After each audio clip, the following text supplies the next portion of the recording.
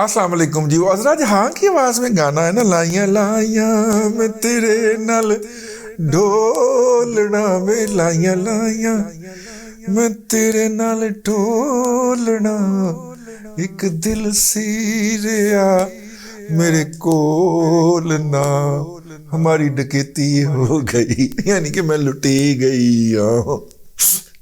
भैन पीटीआई लुटी गई है। किस तरह लुटी गई है? आज तुसी मेरे नाल लेना है, हासा शुगल है भाईजान। मसला ये है कि पीटीआई जो है उसकी सेनेट में ये सबसे बड़ा ग्रुप था पीटीआई का। पीटीआई के सेनेटर्स की तादाद सेनेट के अंदर आखिरी इतला तक 38 थी। ये लार्जेस्ट सिंगल ग्रुप था पीटीआई का। फिर उसके बाद उसको इत्तेहादी दिए गए और इत्तेहादी दे के भी वो 48 तक पहुंची, जबकि अपोजिशन जो थी उस वक्त की, जो मौजूदा पीडीएम की हुकूमत है, इनके तकरीबन कोई 52 मेंबर थे।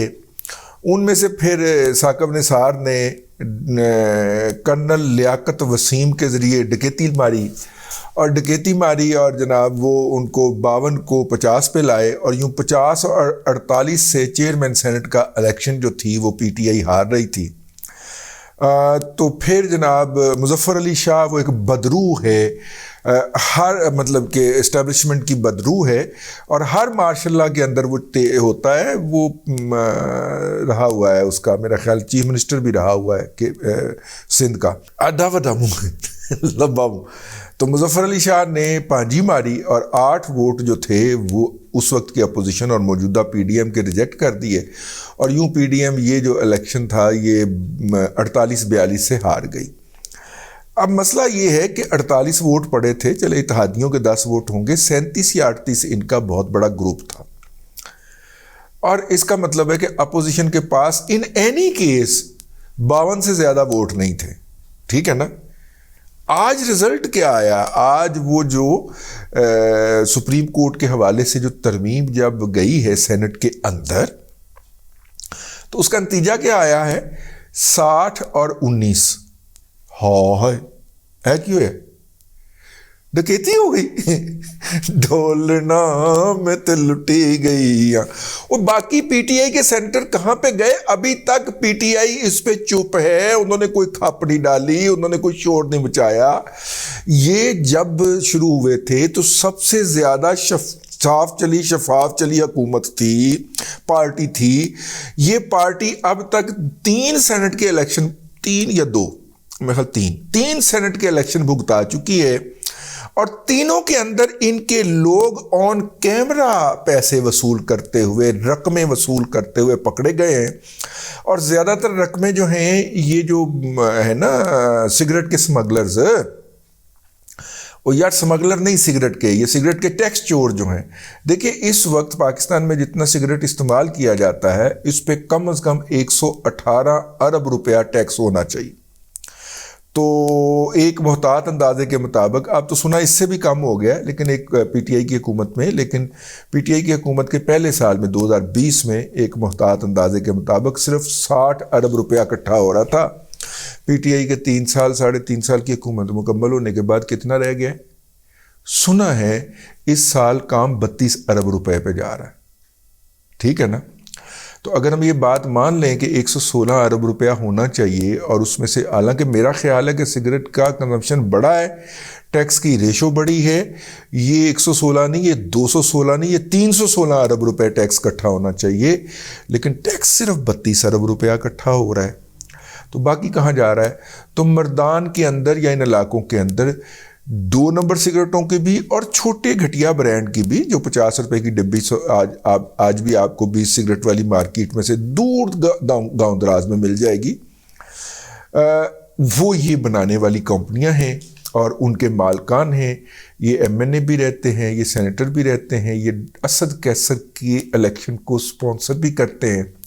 फिर असद कैसर तो एक बेनकाब कर दिया ना हमने, बाकी भी उनके एजेंट हैं जिनको वो इलेक्शन कैंपेन पूरी चलाते हैं और फिर वो उनके खिलाफ कोई कार्रवाई नहीं होने देते। बल्कि आप जुल्म की इंतहा देखें कि जिस बंदे की फैक्ट्री के ऊपर छापा मारा एफबीआर ने, उस बंदे को سگریٹ مافیا کا تھا، اس بندے کو پی ٹی آئی نے قومی اسمبلی کی قائمہ کمیٹی برائے فائنانس میں ڈال دیا، اور اس نے وہاں پہ بلا کے ایف بی آر چیئرمین کی وہ بےزتی فرمائی. تو ایف بی آر کے اندر پھر اسی کیوں کری ہے، ہمیں کیا ضرورت پڑی ہے؟ تو سب سے زیادہ beneficiary by the way P T I تھی اور ہے.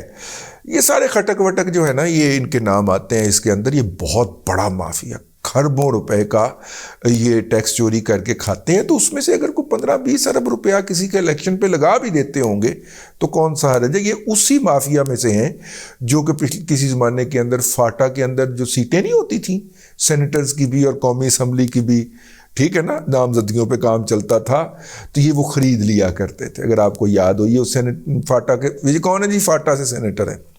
لیکن اس وقت بھی یہ شرمندہ رہتے تھے. یہ جس طرح ہائر والے نہیں ہیں کوچی خان، یہ شرمندہ رہتے ہیں نا، فیصل عزیز اور کوچی خان وغیرہ شرمندہ رہتے ہیں. پتہ ہے نا پیسہ کدھروں آیا ہے تو کدھروں آ رہے ہیں، ٹھیک ہے نا. وہ زیادہ تر وہ سوشلائزیشن سے پرہیز کو میڈیا شیڈیا والا آ جائے تو اس کو راضی کر کے نکالو یہاں سے، ٹھیک ہے نا. تو اسی طرح یہ بھی شرمندہ رہتے تھے. پی ٹی آئی کے دور میں تو کھل کے کھیلے، لیکن ہماری ڈکیتی ہو گئی، ڈھولنا میں لٹی گئی. او بھائی جان، 37 میں سے اگر مان لیا جائے، ویسے 38 تھے، 38 کا سب سے بڑا گروپ جو تھا، اس میں سے پی ٹی آئی کے حق میں آج صرف 19 ووٹ پڑے. اتحادیوں کو تو چھوڑ دینا، اتحادی چھوڑ کے جناب پی ڈی ایم کے ساتھ چلے گئے. لیکن صاف چلی، شفاف چلی، میری جان، میرے جگر، میرے سونے، میرے منع، باقی 19 سیٹاں کتنے گئیں؟ ٹھیک ہے نا. وہ غائب ہو گئے، سنے پتہ چلے غائب ہو گئے. اور جنہوں نے ان کو پی ٹی آئی میں شامل کروایا تھا، انہوں نے ہی کہا ہے بھاری آواز کے اندر، آپ کو ٹکٹ تو ہماری وجہ سے ملی تھی نا. ہے اتنی اوقات ہے بس. یہ بس سوشل میڈیا کی ہی پارٹی ہے. نہ کوئی ہڈی کمر دے وچ تے نہ کوئی ہڈی لتاں دے وچ، نہ کھلو سکتے نے نہ بہ سکتے نے کتے. بس سارا لمحے ہی پا دے، ٹھیک ہے. وہ ہویا کہ یار وہ ادھی پارٹی اٹھ گئی سینٹ دے وچوں یار.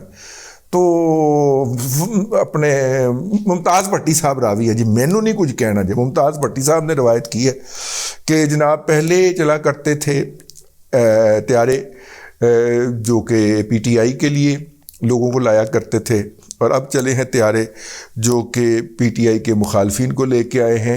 100 کہ سنا ہے کہ سینیٹر باہر تھے، ان کو بھی جہاز بھیج کے، فالکن بھیج کے منگوایا گیا.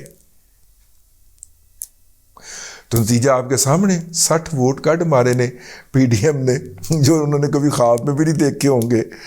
اور ابو آل ان سب سے ہٹ کے یار چیئرمین سینٹ کون ہے؟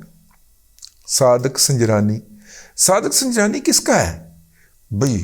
آخری الیکشن میں تو عمران خان نے کہا تھا کہ صادق سنجرانی کا جیتنا میری عزت اور بےزتی کا معاملہ ہے، اور تمام کرنل لیاقت وسیموں کے اور ان کے پٹے کھول دیے گئے تھے، اور انہوں نے وہ پاکستان کے جنگل کے اندر انی پائی تھی، خون خاری اور خون ریزی فرمائی تھی کہ جس کا حساب ہی کوئی نہیں ہے. ٹھیک ہے نا. اگر آپ کو یاد میں دلاؤں تو صادق سنجرانی صاحب ضد بن گئے تھے عمران احمد خان نیازی کی، اور پھر 8 ووٹ ریجیکٹ کر کے تو صادق سنجرانی صاحب کو جتوایا گیا تھا. یاد ہے نا آپ کو؟ تو صادق سنجرانی صاحب پی ٹی آئی کے صدر ہیں سینٹ کے، تو یاد ہی نہیں. وہ بھی آج پی ٹی ایم میں رل گئے. ظاہر ہے صادق سنجرانی صاحب کو جو لوگ گائیڈ کرتے ہیں، میں یہ نہیں کہہ رہا کہ جو ان کی تنابیں ہلاتے ہیں، جو ان کی سٹرنگز ہلاتے ہیں، جو ان کی تاریں ہلاتے ہیں، میں یہ قطعاً نہیں کہہ رہا. میں تو کہہ رہا کہ جو ان کو گائیڈ کرتے ہیں، انہوں نے انہیں صراط مستقیم پہ ڈال دیا ہے. بھئی صادق سنجرانی صاحب جو ہے نا، وہ پھر نوٹس بھیج دیتے ہیں، تو میں دیکھے اچھے الفاظ، انہوں نے ان کو صراط مستقیم کا رستہ دکھا دیا، اور صادق سنجرانی صاحب ادھر کو چل پڑے ہیں. پی ٹی آئی لوٹی گئی. تو عمران احمد خان نیازی ہر بات پہ بات کر رہا ہے، ہر موضوع پہ بول رہا ہے.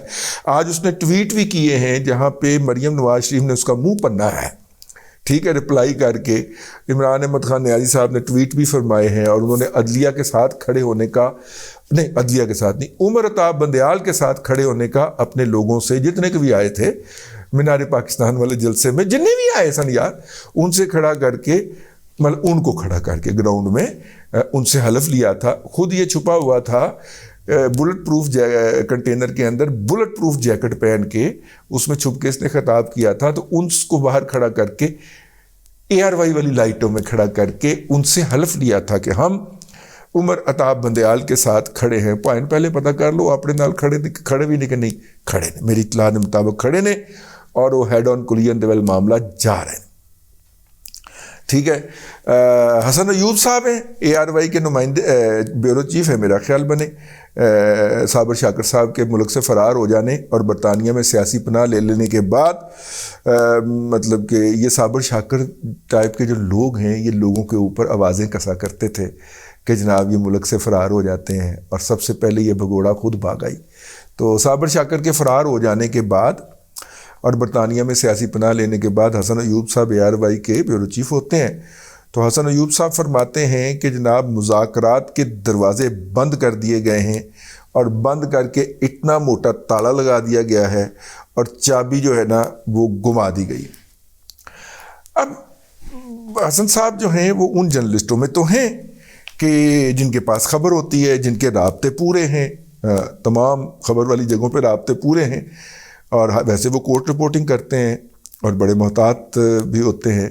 لیکن اب سمجھ نہیں آ رہی کہ یہ جو مذاکرات کرنے تھے یہ کنہوں نے کرنے تھے اور کنہوں نے چابی گما دی ہے. ظاہر ہے کہ اس وقت جو ہے اب تک اپنا کیا نام ہے ان کا، عمر عطاب بندیال صاحب جو ہیں وہ تو ون ون سچویشن میں ہیں، جیسا کہ میں اپنے پچھلے ولاگ کے اندر کہہ چکا ہوں.